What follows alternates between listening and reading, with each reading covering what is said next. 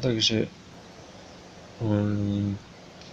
toto je náš prototyp spirometra, ktorý sa skladá z náhubka Venturiho trubice, do ktorej fúka pacient ze senzora a z mikrokontrolera. Mikrokontroler je prepojený sieťovým káblom na počítač. Tuto už mám spustený program, kde mi graf ukazuje moju expiráciu, to znamená koľko som vdýchol do, respektíve akú mám kapacitu pľúc. Môžem aj ukázať, ako to merá.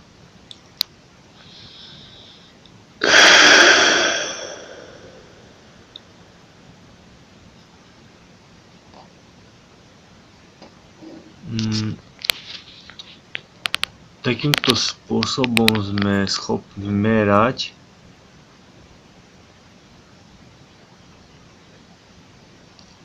vydýchovanie a nadýchovanie pacienta, čo by nám malo pomôcť postupne skonštruovať